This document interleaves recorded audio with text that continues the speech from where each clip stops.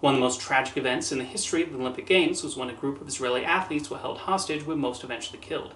It was a dark day for the Games, and Steven Spielberg would eventually make Munich, a film that depicted the Israeli government's response.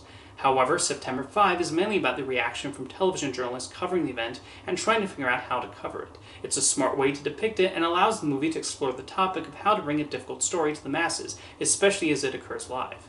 Despite the film's subject matter, the Israel-Palestine conflict is more of a backdrop to the story of the journalist. While some might expect September 5 to pick a side in this seemingly never-ending struggle in the Middle East, director-co-writer Tim Feldbaum keeps the focus primarily on the ABC sports crew and how they react in real time to the events they're witnessing and trying to report on. How much should they show the public? What impact is their reporting having? Those are the questions they're pondering, and it does make for compelling cinema as the multiple characters figure out the best and most ethical route to take. Feldbaum shows several of the complications that can arise, including orders from those in charge and wondering if they themselves are impacting the hostage situation.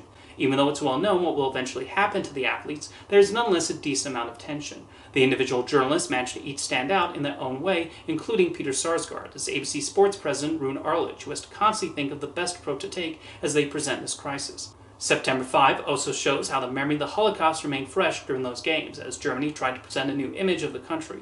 This is shown very well through Ben Chaplin's Jewish journalist and Leonie Benish's German interpreter. The filmmakers mix the actual news footage into the story with ease and allow those images to provide the context for what is happening in the Olympic Village. Probably the most important decision the film makes is not to sugarcoat the events. Feldbaum brings his own journalistic approach to depicting the event, not sensationalizing it for his film's drama, but instead showing how horrific and shocking it was to anyone who caught it on television. Even though September 5 was filmed before last year's October 7th attacks and the aftermath, it's admittedly hard not to think about current global events when watching it, specifically the way the news out of the Middle East is covered by the media. Throughout the film, we see the journalists discuss how to appropriately present these events to the viewing public and what to call the people responsible. There are likely many similar discussions happening in newsrooms around the world right now, especially as there is increased coverage. What September 5 shows is how uncertain the early years of live television were.